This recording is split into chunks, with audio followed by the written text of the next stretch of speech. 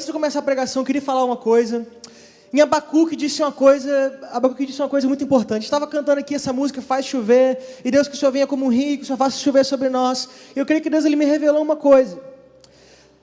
Em Abacuque 2,14, se você quiser abrir, você pode abrir, se não, fica tranquilo, não é a pregação ainda. Eu vou ler na versão King James, talvez seja um pouco diferente da sua, mas diz assim: entretanto, assim como as águas cobrem o mar, a terra se encherá do conhecimento da glória do Senhor. Eu creio, existe muito poder no conhecimento, meu irmão. Meu irmão, ontem Deus, Ele veio sobre nós, a gente ficou aqui no Chamar a Cantas, glória a Deus por isso, eu gosto disso. Mas existe muito poder também em conhecer as verdades espirituais, e conhecer o Senhor, e adquirir conhecimento. E a minha oração essa manhã é para que o Senhor faça chover mesmo sobre nós, e para que Ele venha sobre nós como um rio. Aqui em Abacuque diz que o conhecimento da glória do Senhor vai vir que nem as águas cobriram o mar. Eu tenho para mim, meu irmão, que vai ser um negócio tipo inundação. Vai ser tipo que nem um rio que vem e inunda a terra de conhecimento do Senhor. E que no nome de Jesus, aqui nessa igreja, nessa manhã, Deus, Ele venha fazer chover, Deus, Ele venha trazer os rios dEle, e que esse lugar aqui venha ser cheio do conhecimento do nosso Senhor, cheio do conhecimento da glória do nosso Senhor. Então aperte os cintos, meu irmão, que a gente vai conhecer um pouco mais sobre a glória do nosso Senhor essa manhã. Você pode abrir lá em Romanos 10, 14, Romanos. Eu não gosto de demorar muito.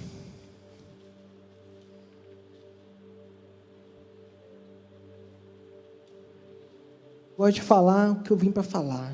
E é isso aí. Romanos 10, 14.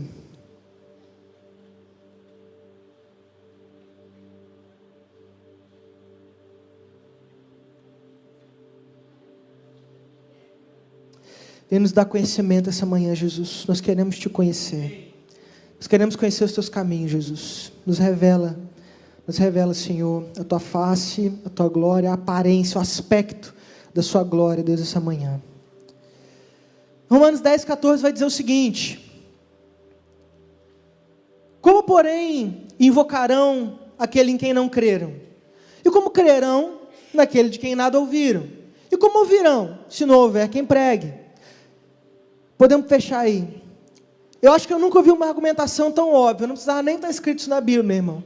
O que Paulo está dizendo é algo muito, muito, muito simples. Esse primeiro ponto, talvez seja o primeiro ponto de pregação mais óbvio que você já ouviu em toda a sua vida. Paulo está dizendo assim: olha, ninguém vai ouvir falar sobre Deus, se não houver quem ensine.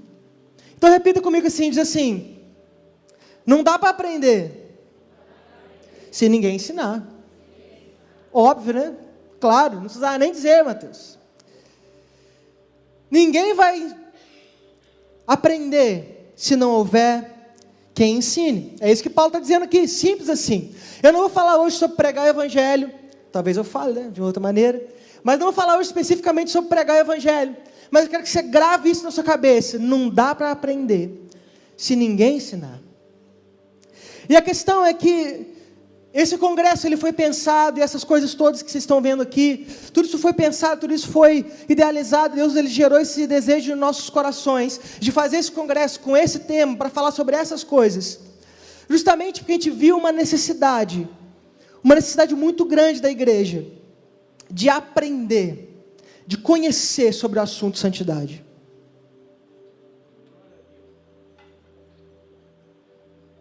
E eu me lembro que há 5 anos atrás, 6 anos atrás, quando eu me converti, eu costumava ouvir a pregação de alguns pregadores americanos, e eu ficava espantado com algumas coisas que eles diziam sobre a realidade da juventude cristã lá nos Estados Unidos. Eu me lembro de algumas histórias, mas parece que o negócio era mais ou menos assim: um pastor podia chegar numa roda de jovens que estavam numa praça bebendo e fumando, e esse pastor perguntava para esses jovens, dizia assim: olha, quem é cristão aqui?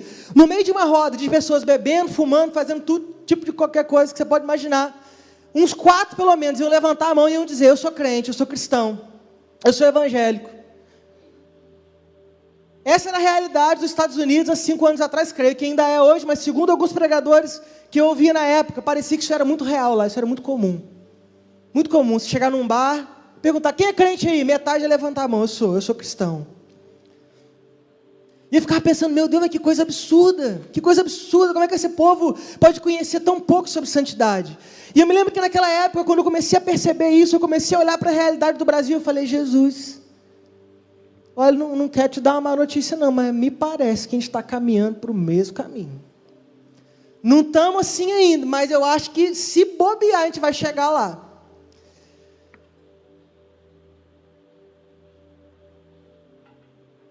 A verdade é que a realidade do cristianismo hoje é muito, muito diferente de 10, 15 anos atrás.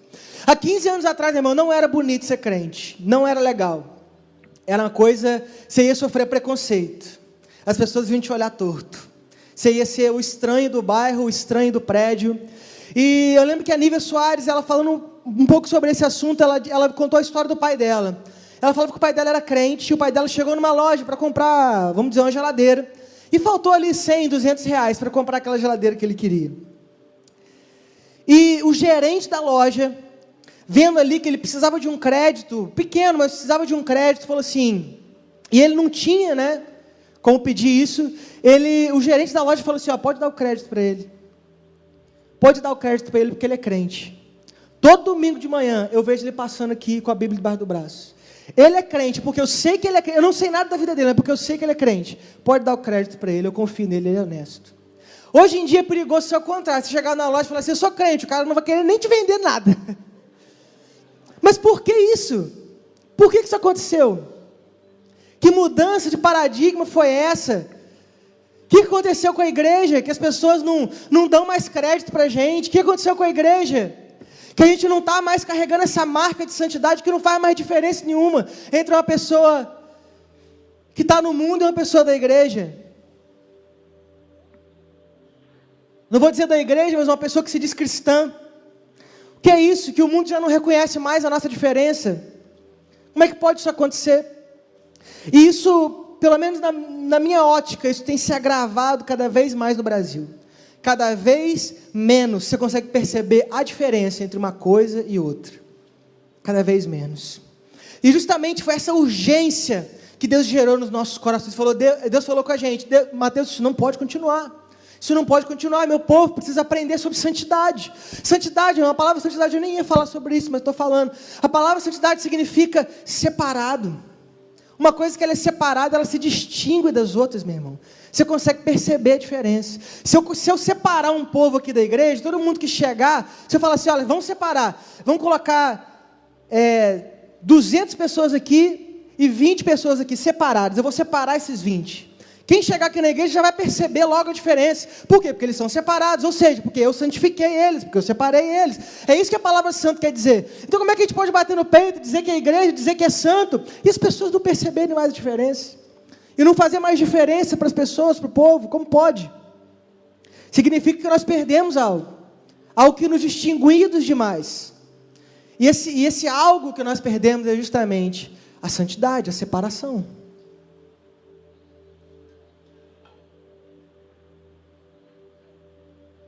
E talvez, voltando ao assunto, a gente se pergunte, onde que a gente errou, né? O que aconteceu para a gente chegar nesse ponto?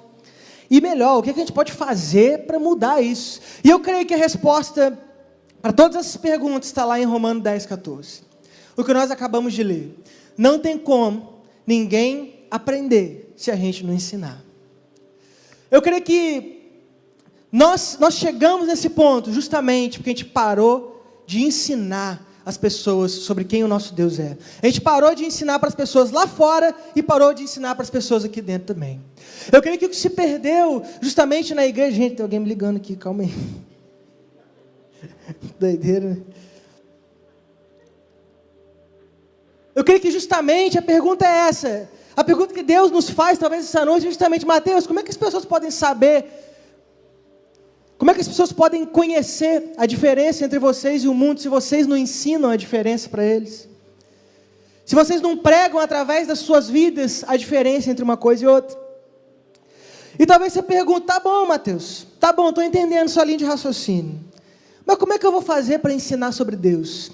Como é que eu vou fazer para levar o conhecimento de Deus lá para fora? Como é que eu vou fazer para que as pessoas reconheçam essa diferença dentro de mim? Como é que eu faço para ensinar para as pessoas daqui da igreja, para as pessoas lá de fora, sobre santidade? Como é que eu faço? Talvez você se pergunte. Paulo já te dá uma dica. Paulo fala assim, olha só, Paulo não é agora não, meu irmão. Paulo é mais tarde. Segura aí.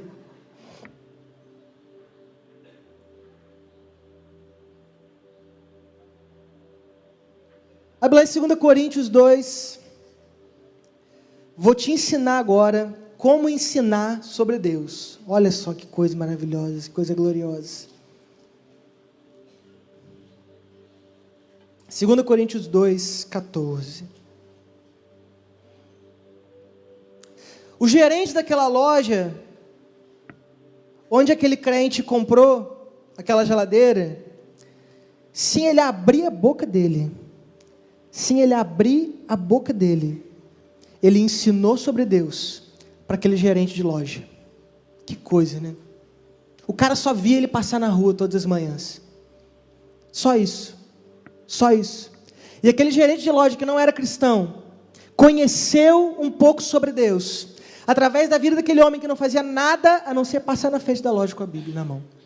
Voltando à história, né, do pai da Nívia Soares, caso não tenha ficado claro. Que coisa tremenda.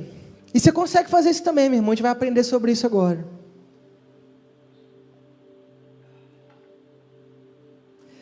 Jesus, muito obrigado pela sua palavra. Verso 14 até o 15. Vamos lá, diz assim: graças, porém, a Deus, que em Cristo sempre nos conduz em triunfo, e por meio de nós manifesta em todo lugar a fragrância, ou seja, o cheiro, ou seja, o aroma do seu conhecimento. Porque nós somos para com Deus o bom perfume de Cristo. Tanto nós que são salvos, tanto nos que são salvos, como nos que se perdem. Então nós somos para com Deus o bom perfume de Cristo, tanto nos que são salvos, como nos que se perdem. Vamos ler o 16. Para com estes, ou seja, para os que são salvos, aliás, para com estes, ou seja, para os que se perdem, cheiro de morte para a morte. Mas para com aqueles, ou seja, aqueles que são salvos, aroma de vida para a vida. Quem, porém, é suficiente para essas coisas?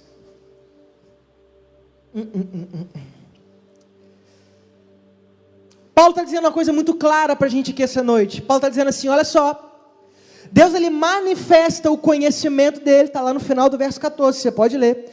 Manifesta em todo lugar a fragrância do que? Do seu conhecimento. Ou seja, Deus, ele manifesta o conhecimento dele. Deus, ele faz as pessoas conhecerem quem ele é, e conhecerem a essência, a santidade dele, através de um cheiro, através de uma fragrância. E a Bíblia diz que essa fragrância, ela está em nós que somos de Cristo. E a Bíblia vai dizer mais, ela diz assim, olha só, essa fragrância, para aqueles que estão se perdendo, ela tem cheiro de morte. Mas para aqueles que são salvos, ela tem cheiro de vida. O que Paulo está dizendo aqui? Paulo está dizendo o seguinte, olha só. Quando um descrente entra nessa casa, ele vai fazer assim. E ele vai sentir um cheiro que vai denunciar a morte que está dentro dele. Então, o que seria natural para a igreja hoje? O que seria natural para a igreja hoje? Está cheio de crente aqui, amém? Aleluia, está cheio de cristãos, tem muitos cristãos aqui. Então esse lugar está cheio do perfume de Cristo. Você imagina todo mundo que sair de manhã de casa, todo mundo botar o mesmo perfume, o lugar ia ficar fedorento, do cheiro daquele perfume.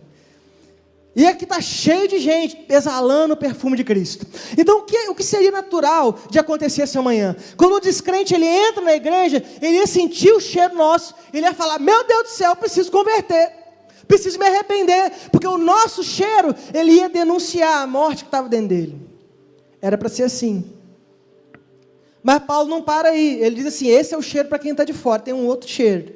Tem um cheiro para os que estão de dentro. E Paulo vai dizer, quando um crente entra na igreja, ele ia entrar, ele ia... E o que ia acontecer com ele é que esse cheiro ia provocar vida nele, ia ser o contrário. Ele ia entrar aqui e falar, glória a Deus, sentindo o cheiro de Jesus, eu quero ficar mais crente ainda, eu quero ficar mais santo ainda. Quando o recém-convertido vem nesse lugar, o que deveria acontecer com ele é o seguinte, eu quero ficar mais santo, eu quero ficar mais crente, eu quero orar mais, eu quero ler mais a Bíblia, eu quero ser mais parecido com Jesus. Por quê? Por causa do nosso cheiro. Por causa do nosso cheiro.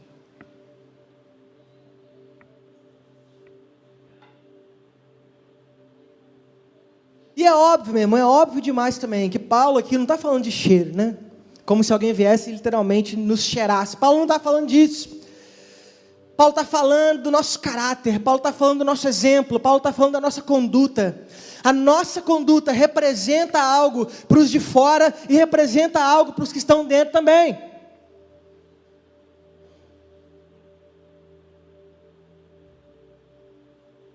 De modo que as pessoas que não conhecem a Deus, observando a maneira como você trata sua mãe, observando a maneira como você lida com o sexo, observando a maneira como você paga suas contas, observando a maneira como você lida com o álcool, observando a maneira como você lida com a pornografia, eles vão conhecer Deus.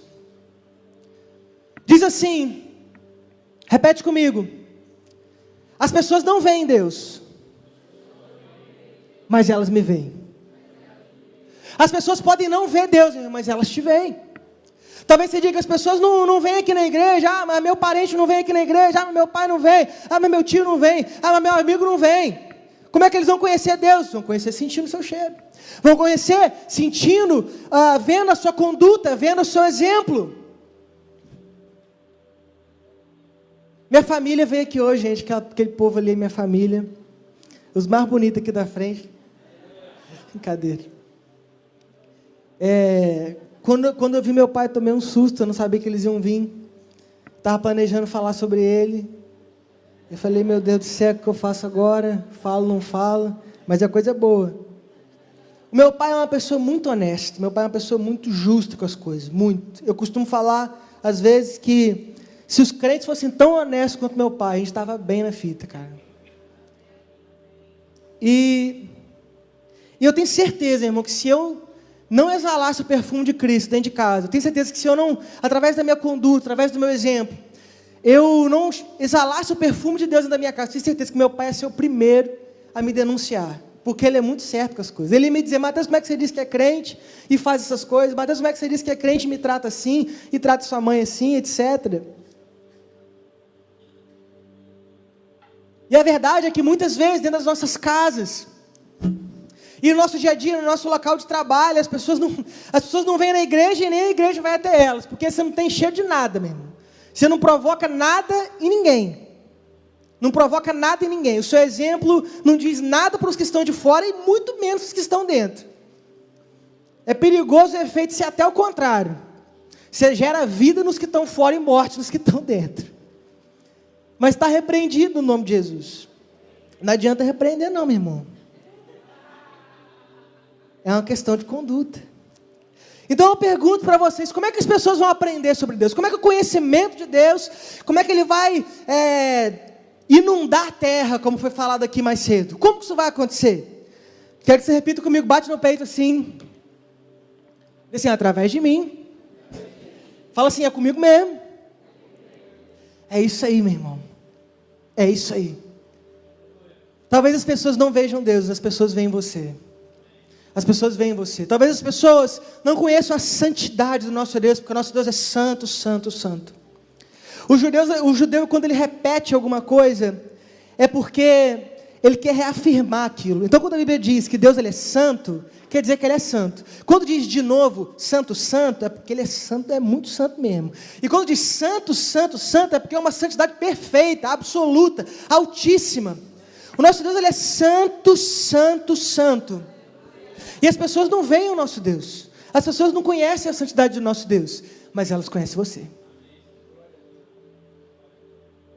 Existe uma responsabilidade que pesa sobre nós. Existe uma responsabilidade que pesa sobre nós. E eu, para falar a verdade, já estou engatilhando para o final.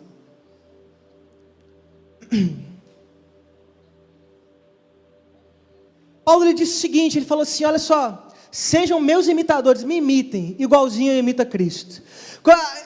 Santidade, meu irmão, é um negócio que pregar, até que é legal, até que é bom, prega mesmo sobre santidade. Mas mais do que pregar, você precisa dar exemplo. E na minha célula tem uma célula, grandes coisas. Grandes coisas. Porque se na minha célula eu não exalo o perfume de Cristo, sabe o que vai acontecer? Eu vou ter 10 anos de líder de célula e meus discípulos não vão mudar. Eles vão continuar a mesma coisa. Sabe por quê? Porque eu não tenho cheiro de nada. Não provoco nada neles. Os descrentes que vêm, não acontece nada, eles vão embora e não convertem. E os crentes que vêm na minha célula, eles não crescem. Eu quero que você entenda uma coisa, essa palavra aqui em 2 Coríntios, ela diz assim, olha só. Para com estes, ou seja, para os que se perdem, cheiro de morte para a morte, mas para com aqueles, ou seja, aqueles que são salvos, aroma de vida para a vida. Eu gosto de uma outra versão que diz assim, aroma de vida conducente à vida, aroma de vida que conduz à vida. O que você tem que provocar na vida de outros crentes e na sua célula, é que você tem que conduzir eles a lugares mais altos, meu irmão, a um nível mais alto de santidade. Então por isso que eu disse, eu sou líder de célula, grandes coisas, não significa nada para mim. Não significa nada para mim, se de mim não sai um cheiro que provoca neles a vontade de serem mais santos, de orarem mais, de se dedicarem mais a Deus, de terem mais responsabilidade diante de Deus. E não haveria para mim vergonha maior do que liderar uma célula por anos e ver que os meus discípulos não mudaram nada, não cresceram nada, que ninguém foi ganho, que nada aconteceu. Então mais, meu irmão, muito mais. Eu quero ter uma célula com 30 pessoas, eu quero ter uma célula com 30 pessoas, mas mais do que isso, eu quero ver crescimento, eu quero ver os meus discípulos andando num nível de vida, mas eu conduzir eles a um nível mais alto de vida. Essa é a sua responsabilidade, igreja, não só para com os de fora, não só manifestar o conhecimento de Deus para com os de fora, mas manifestar para com os de dentro também, para com os de dentro também. É essa a responsabilidade que Deus colocou sobre nós. Paulo diz, porque nós somos para com Deus o perfume de Cristo, e antes ele diz, graças porém a Deus, que em Cristo sempre nos conduz em triunfo, e por meio de nós manifesta em todo lugar a fragrância, o cheiro do seu conhecimento. Deus, Ele quer pregar através de você, meu irmão, igualzinho Ele pregou através do pai da Nívia Soares, sem você falar uma palavra, sem você abrir a boca, sem você conhecer a pessoa, você vai manifestar o conhecimento de Deus para ela. É assim, meu irmão, é assim que Deus quer cumprir a profecia que Ele deu em Abacuque. É assim que Deus vai inundar a terra do conhecimento do Senhor. É só assim, e é essa responsabilidade que pesa sobre nós. E eu quero terminar dizendo isso. Vou pedir para o Ministério de Louvor já vir.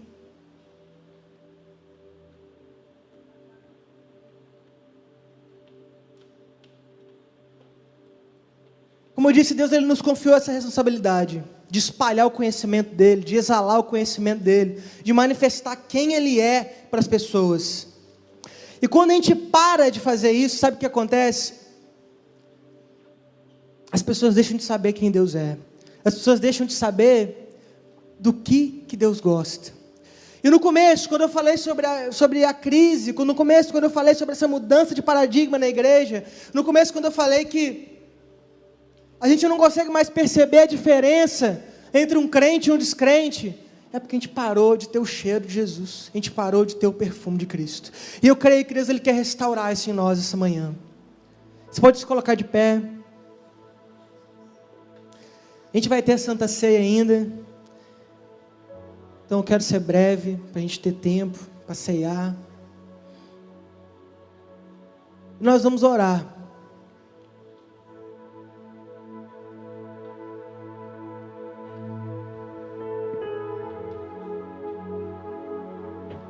Nós vamos orar.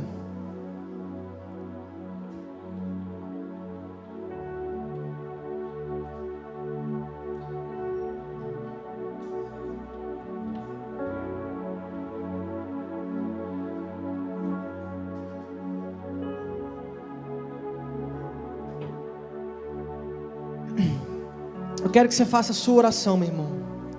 E eu quero que essas palavras, que esse conhecimento que foi passado para você nessa manhã, eu quero que isso ecoe o resto da semana, o resto do dia na sua cabeça. Eu quero que quando você pegar essa ceia aqui, você não esteja simplesmente renovando a sua aliança com Deus, mas esteja renovando o seu compromisso diante de Deus, de exalar o perfume dEle, aqui dentro, e lá fora também. Então quando você pegar o pão e o vinho, você vai orar, e vai dizer, Deus, eu renovo minha aliança com o Senhor, e renovo também o meu compromisso, Deus, de espalhar o seu conhecimento, de espalhar, Jesus, o teu perfume. E eu quero que a igreja comece a orar, feche seus olhos. Eu não vou pedir para vocês para virem aqui na frente, e nem vou pedir para um orar pelo outro, porque eu creio que isso é algo pessoal, meu irmão.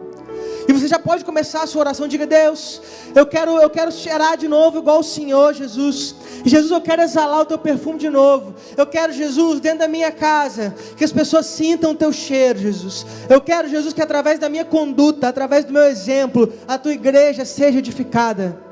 Comece a fazer essa oração, minha igreja. Levanta um clamor. Vamos. Para trabalhar e ganhar dinheiro, a gente trabalha 8 horas por dia, às vezes sem reclamar. Para orar 5 minutos a gente reclama. Vamos. Não se cansem.